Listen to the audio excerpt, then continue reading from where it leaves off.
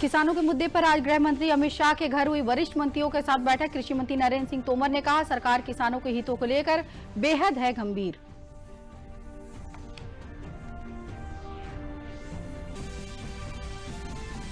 राष्ट्रीय प्रदूषण नियंत्रण दिवस के अवसर पर ध्वनि, वायु, जल प्रदूषण रोकने के लिए लोगों को किया जा रहा है जागरूक।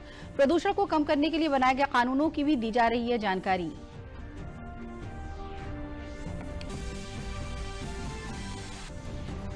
मुख्यमंत्री योगी आदित्यनाथ की उपस्थिति में लखनऊ नगर निगम के बॉन्ड बॉम्बे स्टॉक एक्सचेंज में किए गए सूचीबद्ध।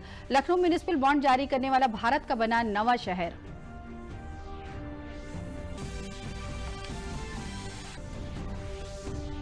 और प्रदेश में कोविड-19 की रिकवरी दर बढ़कर हुई 94.40%। पिछले 24 घंटों में सामने आए 1799 नए मामले।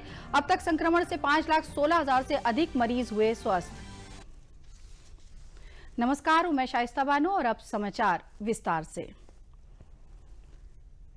गृह मंत्री अमित शाह के घर पर आज किसानों के मुद्दे पर एक अहम बैठक हुई। अमित शाह के साथ बैठक में कृषि मंत्री नरेंद्र सिंह तोमर और वाणिज्य मंत्री पीयूष गोयल भी मौजूद थे।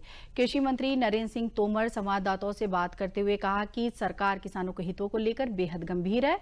लंबे इंतजार के बाद से कृषि सुधार कानून बने हैं। कृषि सुधार कानून किसानों के हित में ही है। जो भी विषय आएगा बैठक में, उस बैठक में विषय पर चर्चा होगी। कौन सी चीज कहाँ निराकृत की जा सकती है, उसका कानून पक्ष देखा जाएगा। उसके बाद कोई निर्णय की दिशा तय होगी। ये चर्चा हुई है, कुछ विषयों पर चर्चा हुई है, लेकिन जब तक क्लॉज वाइज क्लॉज एक्ट पर चर्चा ना हो और वो एक्ट कैसे किसानों के विरुद्ध है, उसका कौन सा क्लॉज विरुद्ध है, वो तभी तो दिशा आगे बढ़ेगी। सभी किसान बंधुओं से आग्रह करना चाहता हूं कि ये रिफॉर्म किसानों के हित में है और लंबे समय के इंतजार के बाद ये रिफॉर्म आए हैं। इनमें किसानों का हित है, लेकिन किसानों को कहीं भी आपत्ति है तो सरकार उनको सुनने के लिए, उस पर विमर्श करने के लिए, उसका निराकरण करने के लिए पूरी तरह तैयार है। इसलिए आंदोलन का रास्ता किसी को अख्तियार नहीं करना चाहिए। आंदोलन से जनता को भी तकलीफ है। केंद्रीय वित्त राज्य मंत्री अनुराग ठाकुर ने कहा है कि कुछ ताकतें किसानों को गुमराह कर रही हैं। सरकार ने किसान भाइयों को वो ताकत दी है जिसे चाहे किसान कहीं पर भी किसी भी व्यक्ति को फसल बेच सकते हैं। किसी भी दाम पर फसल बेचने की आजादी मोदी जी ने दी है। किसान भाइयों और बहनों से कहना चाहता हूं कि मोदी जी वो नेता हैं जिन्होंने कृषि मंत्रालय का नाम बदलकर कृषि एवं किसान कल्याण मंत्रालय रखा है। सोच यही थी कि किसानों की भला करना है। हमने 10 करोड़ किसानों को साल का 6,000 रुपया देने का काम किया है। 2-2 हजार रुपए की किस्तें उनके खाते में हम लोग डालते हैं। ये किसी ने आज तक नहीं किया। हमने किसानों को खाद समय पर दी, जो कांग्रेस के समय ब्लैक होती थी, हमने उचित दामों पर दी। इसके अलावा किसानों को खरीद जो है न्यूनतम समर्थन मूल्य के अंतर्गत, एमएसपी के अंतर्गत हमने पहले से दुगनी से ज्यादा की है। हमने कीमतें भी बढ़ाई, हमने खरीद भी ज्यादा की और किसान को पैसा भी ज्यादा दिया। कुछ ताकतें किसानों को गुमराह कर रही हैं। दिल्ली में जहां किसान धरना प्रदर्शन कर रहे हैं तो वहीं वहां से 800 किलोमीटर दूर वाराणसी के पड़ोसी जिले चंदौली के प्रगतिशील किसानों का मानना है कि कृषि सुधार कानून किसान हितैषी है और भविष्य में किसानों के लिए काफी मददगार भी साबित हो सकते हैं। बिल जो आया है उसमें एमएसपी कहीं से हटाने गया है, हमारे मंडी को भी स्ट्रेंथनिंग दिया जा रहा है, सारी चीजें हैं। केवल एक शंकाएं पैदा की जा रही हैं और किसान के अंदर एक भय बिना वजह है। अगर हमको अपने मंडी के अलावा, एमएसपी के अलावा अगर बाहर भी विभिन्न एजेंसियों का मार्केट मिल रहा है तो आप बताइए कहीं से भी धोखा होने वाला है कि और फायदा होगा। आज राष्ट्रीय प्रदूषण नियंत्रण दिवस है। पर्यावरण को बचाने के उद्देश्य से हर साल आज के दिन राष्ट्रीय प्रदूषण नियंत्रण दिवस मनाया जाता है। राष्ट्रीय प्रदूषण नियंत्रण दिवस का उद्देश्य लोगों को जागरूक बनाना, जलवायु मुद्दा और ध्वनि प्रदूषण फैलाने वाले उद्योगों के बीच जागरूकता फैलाना है।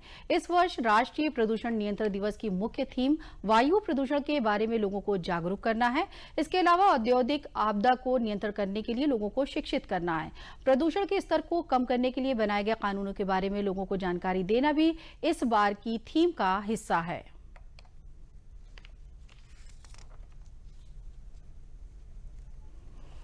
केंद्रीय पर्यावरण मंत्री प्रकाश जावड़ेकर ने राष्ट्रीय प्रदूषण नियंत्रण दिवस के मौके पर अगले 5 वर्षों में 100 शहरों का प्रदूषण कम करने का संकल्प दोहराया। केंद्रीय मंत्री ने ट्वीट कर कहा कि भारत सरकार ने प्रदूषण के खिलाफ युद्ध छेड़ा है। 100 शहरों का प्रदूषण 5 साल में कम करेंगे। साथ ही केंद्रीय मंत्री ने प्रधानमंत्री मोदी का वीडियो भी साझा किया, जिसमें पीएम आधुनिक प्रौद्योगिकी का प्रयोग करते हुए प्रदूषण को कम करने की दिशा में काम करने की बात कही। चुने हुए 100 शहरों में प्रदूषण कम करने के लिए हम एक होलिस्टिक अप्रोच के साथ, एक इंटीग्रेटेड अप्रोच के साथ, एक जन भागीदारी के साथ आधुनिक टेक्नोलॉजी का उपयोग भरपूर करते हुए हम उसे प्रदूषण कम करने की दिशा में एक मिशन मोड में काम करने वाले हैं। उत्तर प्रदेश के मुख्यमंत्री योगी आदित्यनाथ आज कुछ प्रमुख उद्योगपतियों के साथ लखनऊ नगर निगम बॉन्ड को बॉम्बे स्टॉक एक्सचेंज में सूचीबद्ध करने के मौके पर आज एक समारोह में शामिल हुए। लखनऊ म्युनिसिपल बॉन्ड का जारी करने वाला भारत का नवा शहर बन गया, जबकि Atal mission of reservation and urban transformation के अटल मिशन के लॉन्च के बाद ऐसा करने वाला भारत का पहला शहर बन गया है। बॉन्ड के माध्यम से जुटाई गई धनराशि को राज्य की राजधानी विभिन्न बुनियादी ढांचा योजनाओं में निवेश करेगी, जिसमें अमृत योजना के तहत क्रियान्वित की जा रही जल आपूर्ति परियोजना और आवास परियोजना शामिल है। 13 नवंबर को जारी किए गए एलएमसी बॉन्ड की मांग 4.5 गुना ज्यादा रही और ये 10 साल के लिए 8.5% कूपन की दर पर बंद हुआ। इस मौके पर मुख्यमंत्री योगी आदित्यनाथ ने बताया कि उत्तर प्रदेश में लखनऊ नगर निगम पहला नगर निकाय है जिसके लिए म्युनिसिपल बॉन्ड जारी किए गए। उन्होंने कहा कि इसके जरिए लखनऊ नगर निगम आत्मनिर्भरता के लक्ष्य को प्राप्त करने की दिशा में आगे बढ़ेगा।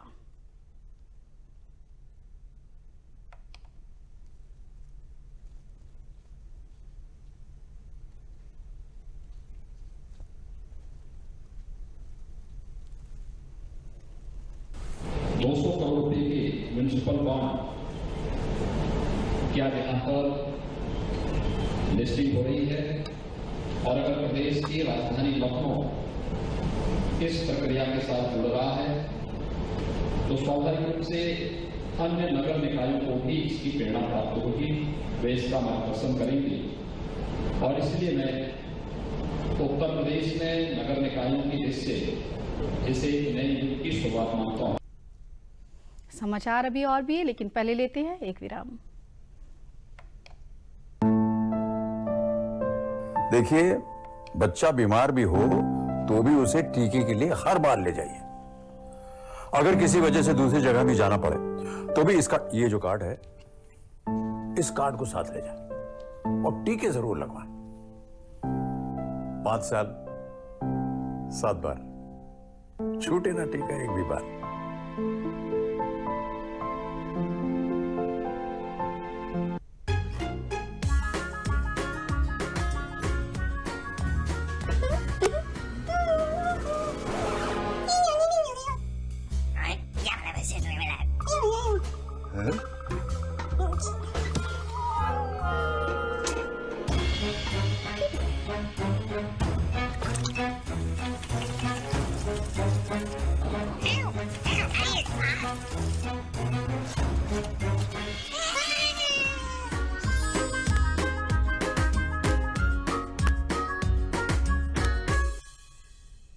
आज माँ को टेलीग्राम भेज दोगे ना? मुझ पे छोड़ दो। अब तो हमारा परिवार पूरा है और बच्चे नहीं। मुझ पे छोड़ दो। पूरे परिवार का ख्याल तो हमें रखना है।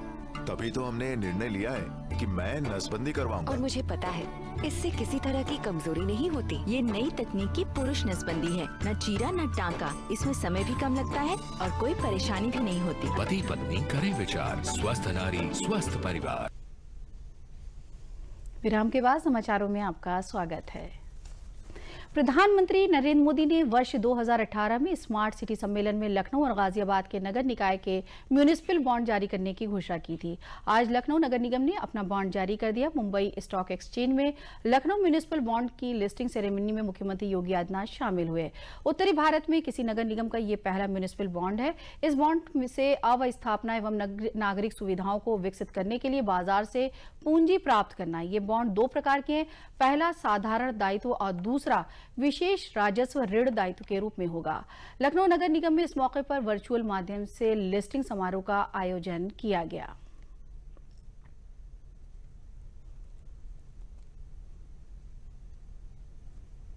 उत्तर प्रदेश जहां देश की लगभग 17% आबादी निवास करती है,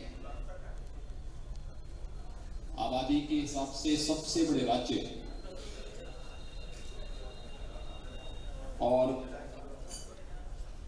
देश की अर्थव्यवस्था का अगर हम देखें तो तीसरी बड़ी अर्थव्यवस्था के रूप में जिस राज्य की एक बड़ी भूमिका है, उस राज्य के किसी नगर निकाय के द्वारा पीएससी से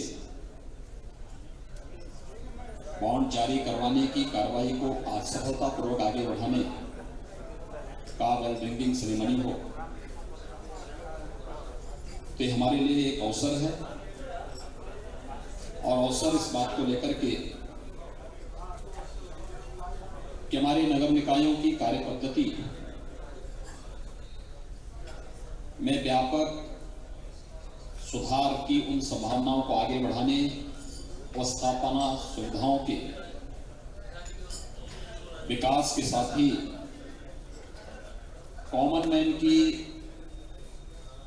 जो समस्याएं होती हैं उन बुनियादी सुविधाओं के सुधार के लिए आज जो एक प्रयास आदरणीय प्रधानमंत्री जी के मार्गदर्शन में प्रारंभ हुआ है, मैं सबसे पहले बीएससी के एमडी, सीईओ और यहाँ से जुड़े हुए सभी जितने भी डायरेक्टर्स हैं, अन्य पदाधिकारी हैं, इन सबको हृदय से धन्यवाद देते हुए लखनऊ नगर निगम को हृदय से बधाई देता हूं, अपनी शुभकामनाएं देता हूं।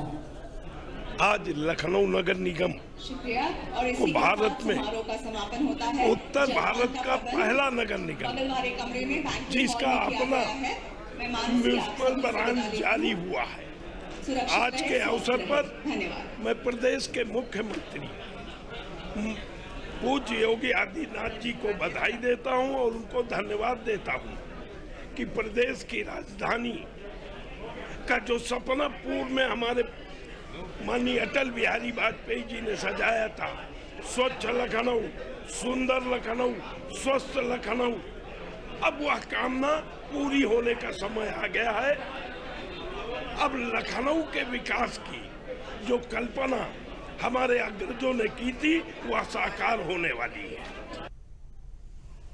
देश के बहादुर सैनिकों, शहीदों, वीर नारियों और उनके आश्रितों को उनके बहुमूल्य योगदान के लिए एक सम्मान दिवस के रूप में हर साल 7 दिसंबर को सशस्त्र सेना झंडा दिवस के रूप में मनाया जाता है। रक्षा मंत्री राजनाथ सिंह ने कहा कि दिसंबर का महीना गौरव माह के रूप में मनाया जाएगा। देश के बहादुर सैनिकों, शहीदों और उनके आश्रितों को उनके बहुमूल्य योगदान के लिए एक सम्मान दिवस के रूप में हर साल 7 दिसंबर को सशस्त्र सेना झंडा दिवस मनाया जाता है। बुधवार को केंद्रीय सैनिक बोर्ड के अधिकारियों ने रक्षा मंत्री राजनाथ सिंह से मिलकर सशस्त्र सेना झंडा दिवस की शुरुआत की। इस मौके पर रक्षा मंत्री ने शहीदों और सैनिकों के पराक्रम को याद किया।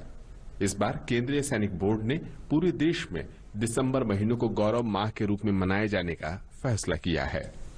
प्रत्येक वर्ष 7 दिसंबर को सशस्त्र सेना झंडा दिवस हमारे सैनिकों, शहीदों, वीर नारियों और उनके आश्रितों को उनके बहुमूल्य योगदान के लिए एक सम्मान दिवस के रूप में मनाया जाता है। इस वर्ष पूरे दिसंबर माह को केंद्र, राज्यों एवं केंद्र शासित प्रदेशों के द्वारा सैनिक बोर्ड के माध्यम से पूरे देश में गौरव माह के रूप में मनाया जाएगा।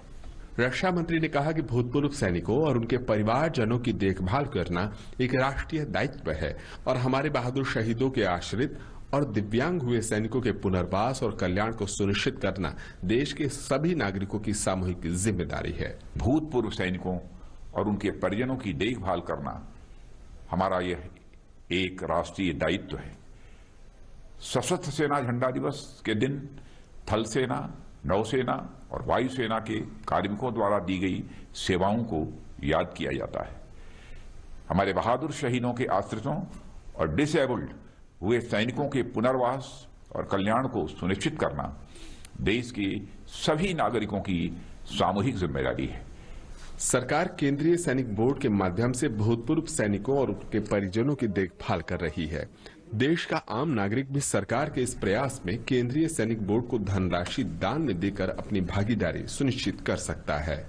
इस दिवस के माध्यम से हम जो हमारे सेवानिवृत्त जवान हैं आर्म फोर्सेस के, उनके सहायतार्थ जो सशस्त्र झंडा दिवस की निधि है उसमें हम योगदान करते हैं और उस निधि में जो राशि प्राप्त होती है उसके माध्यम से मिनिस्ट्री ऑफ डिफेंस जवानों के लिए, जो सेवानिवृत्त जवान हैं और विधवाएं हैं, उनके कल्याणकारी विभिन्न योजनाओं का संचालन करते हैं।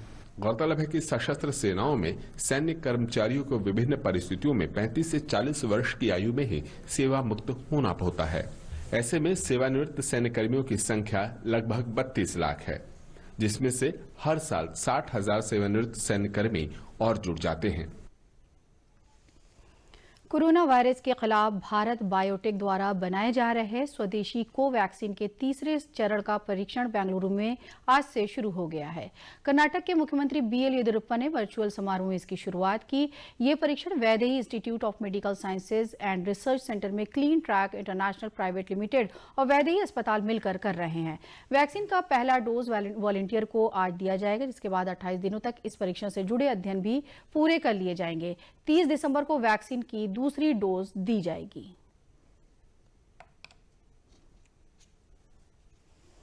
अपर मुख्य सचिव स्वास्थ्य अमित मोहन प्रसाद ने प्रेस वार्ता में बताया कि प्रदेश में पिछले 24 घंटों में कोरोना संक्रमण के 1799 नए मामले सामने आए हैं और पिछले 24 घंटों में ही 2607 कोरोना संक्रमित मरीज उपचार के बाद पूरी तरह से ठीक होकर डिस्चार्ज किए गए हैं। अब तक प्रदेश में कोरोना संक्रमण से 5,16,694 मरीज उपचार के बाद स्वस्थ होकर डिस्चार्ज किए जा चुके हैं, जिसके बाद प्रदेश में रिकवरी दर बढ़कर 94.40% हो गई है। विगत 24 घंटों में संक्रमण के 1,799 नए प्रकरण सामने आए हैं। इसी अवधि में उपचारित होकर डिस्चार्ज होने वालों की संख्या 2,607 है।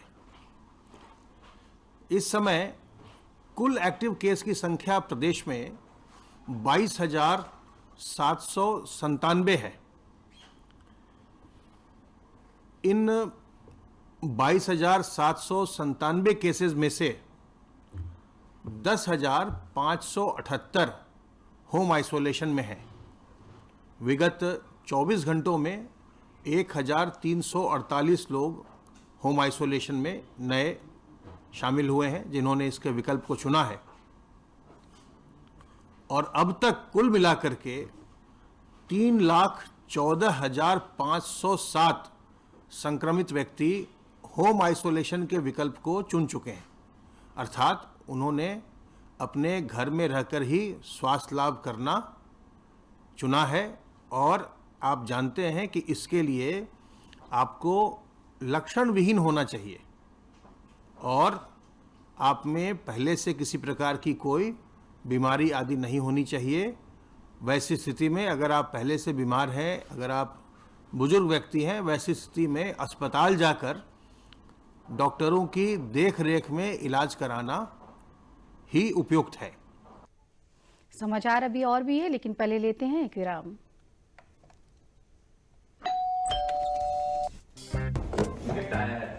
अरे वाह, लेजेंड की बैट, इससे तो मैं खेलूंगा। Future batting legend bat. इसमें जिसका नाम लिखा है बैट उसी को मिलेगी। अरे यार, देखा, अगर इस पे मेरा नाम नहीं लिखा होता तो कितनी दिक्कत हो जाती। इसलिए आरबीआई कहता है बैंक अकाउंट हो या बैंक लॉकर, उसमें नॉमिनी का नाम जरूर दर्ज करें ताकि आपकी जमा पूंजी उसी को मिले जिसे आपने नामित किया है। आरबीआई कहता है जानकार बनिए, सतर्क रहिए।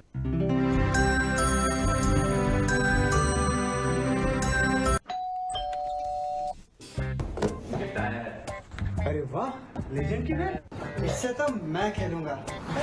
Future batting legend bat. इसमें जिसका नाम लिखा है बैट उसी को मिलेगी। अरे यार, देखा, अगर इस पे मेरा नाम नहीं लिखा होता तो कितनी दिक्कत हो जाती। इसलिए आरबीआई कहता है बैंक अकाउंट हो या बैंक लॉकर, उसमें नॉमिनी का नाम जरूर दर्ज करें ताकि आपकी जमा पूंजी उसी को मिले जिसे आपने नामित किया है। आरबीआई कहता है जानकार बनिए, सतर्क रहिए। समाचार में आपका फिर से स्वागत है। बढ़ते अगली खबर की तरफ। सुल्तानपुर की सांसद और पूर्व केंद्रीय मंत्री संजय मेनका गांधी आज अपने दौरे के दूसरे दिन संसदीय क्षेत्र के लोगों से मुलाकात कर उनकी समस्याएं सुनी। इस अवसर पर उन्होंने कई धान केंद्रों का आकस्मिक निरीक्षण किया। अनियमितता पाए जाने पर उन्होंने कई लोगों को फटकार भी लगाई। उन्होंने पत्रकारों से बात करते हुए कहा कि किसान बिना सोचे समझे विपक्षी दलों के इशारे पर आंदोलनरत हैं। उन्होंने कहा कि कोरोना वैक्सीन आने वाले समय में हर जरूरतमंद को उपलब्ध होगी। महाराष्ट्र के मुख्यमंत्री उद्धव ठाकरे द्वारा फिल्म उद्योग महाराष्ट्र से कहीं नहीं जाने की बात पर प्रतिक्रिया व्यक्त करते हुए कहा कि लोकतंत्र में किसी को भी कहीं जाने से रोका नहीं जा सकता।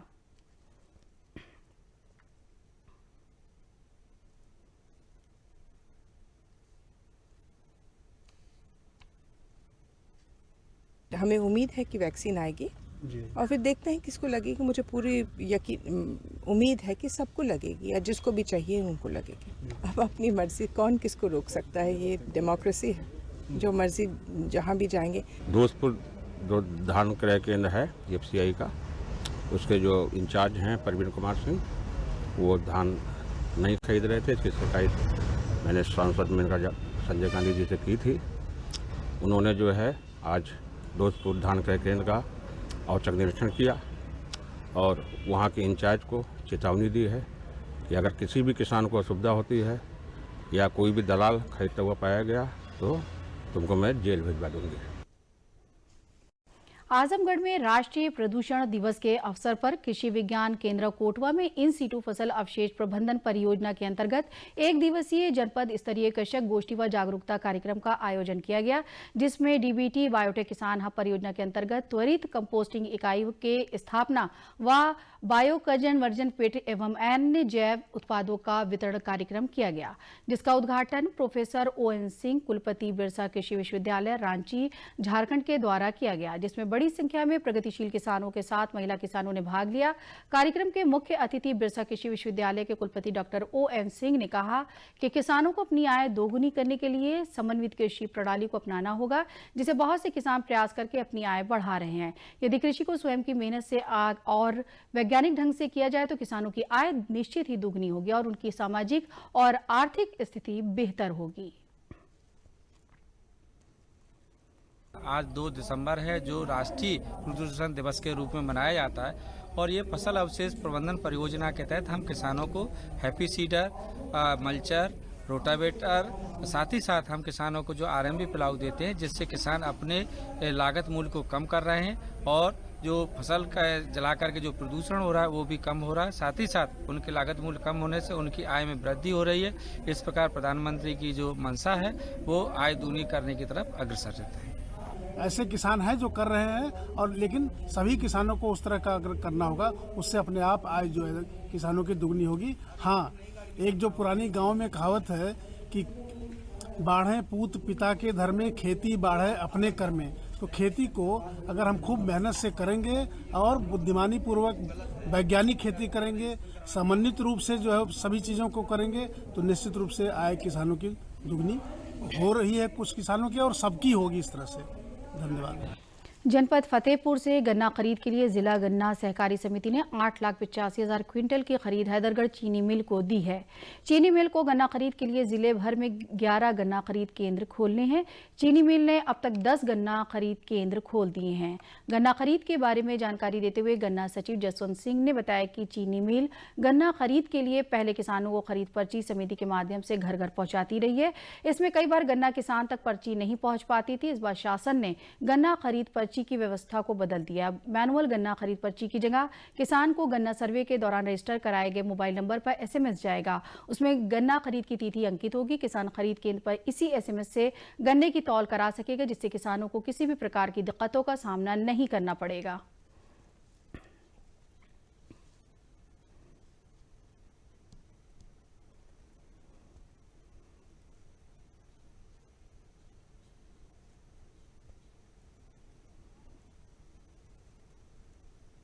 देखिए, सुविधाजनक है एक तरह से। अगर SMS में सुविधा मिलती है तो कोई टोकन अगर खो भी जाता है तो उस पर डिलीवरी कर सकते हैं, क्योंकि टोकन टिकट नंबर आ जाता है मोबाइल मैसेज में। तो डिलीवरी करने में सुविधा भी है और आसानी भी है, तो कोई दिक्कत नहीं है किसानों के लिए। और अपना वो डिलीवरी हैं और मिल ने कांटे अपने चालू कर दिए हैं और उसकी खरीद भी की जा रही है और एक तरह से सुविधाजनक है। तो बदलाव ठीक है, जो पोजीशन 2 साल पहले थी किसानों की उपज की, वो पोजीशन अब तो कुछ बेहतर है पहले से, और गन्ना के पेमेंट वगैरह भी पहले से अच्छे हो रहे हैं। तो किसानों के और इस कोरोना काल में पेमेंट जो जिनका बाकी रह गया था वो भी आ गया है, तो सुविधाएं बढ़िया हैं। ये सरकार ने ये योजना जो निकाली है कि गन्ना किसानों के लिए, तो हमारे लिए ये बहुत सुविधाजनक है कि अब तौल जो होगी तो पर्ची से ना। मुरादाबाद के रहने वाले सीआरपीएफ के रिटायर्ड जवान चंद्र प्रकाश आर्य ने 22 साल तक देश की सेवा करने के बाद अब वो एक प्रतिभाशाली किसान के रूप में पहचाने जाने लगे हैं।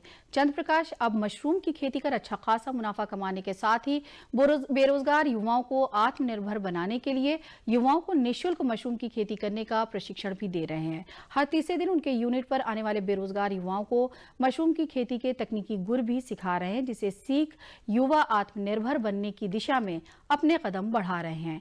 चंद्र प्रकाश ने बताया कि उनका समाज के लिए कुछ करने का मन था। इस सोच को लेकर उन्होंने मशरूम की खेती का प्रशिक्षण लेकर मशरूम को उगाना शुरू किया। आज वो मशरूम का अपनी यूनिट से बहुत अच्छा उत्पादन कर रहे हैं। इसकी खेती मात्र 60 दिन में तैयार तो हो जाती, साथ ही दुगना तिगुना मुनाफा भी हो जाता है। सारा माल यूनिट से ही हाथों हाथ बिक जाता है।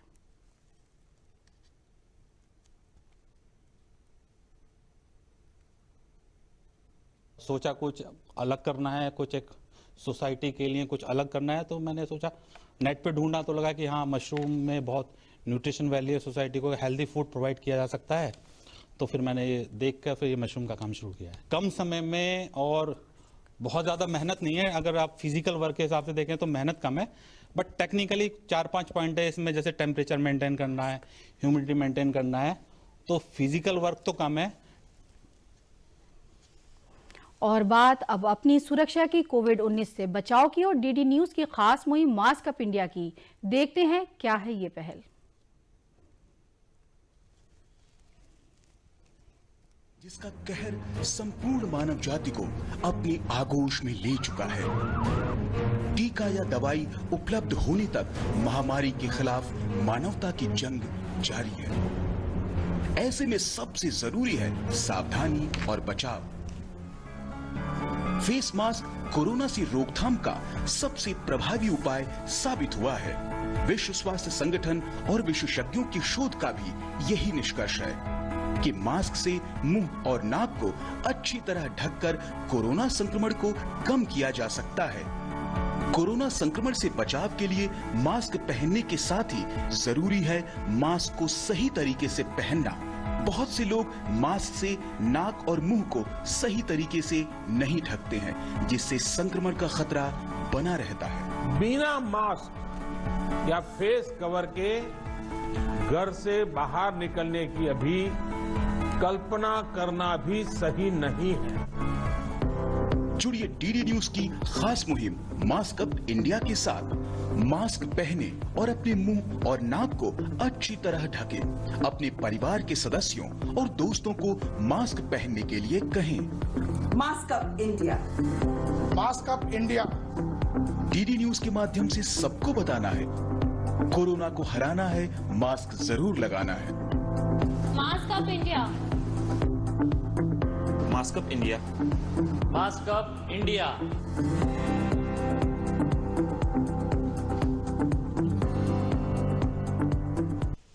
अंत में मुख्य समाचार एक बार फिर।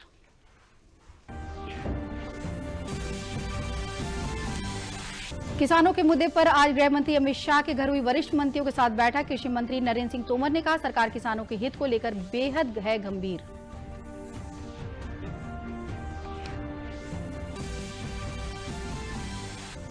राष्ट्रीय प्रदूषण नियंत्रण दिवस के अवसर पर ध्वनि, वायु, जल प्रदूषण रोकने के लिए लोगों को किया जा रहा है जागरूक। प्रदूषण को कम करने के लिए बनाए गए कानूनों की भी दी जा रही है जानकारी।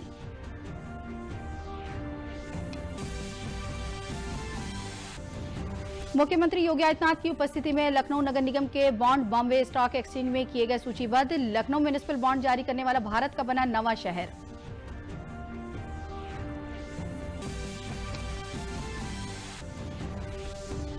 और प्रदेश में कोविड-19 की रिकवरी दर बढ़कर हुई 94.40%। पिछले 24 घंटों में सामने आए 1799 नए मामले। अब तक संक्रमण से 5,16,000 से अधिक मरीज हुए स्वस्थ। इसी के साथ समाचार समाप्त हुए। नमस्कार।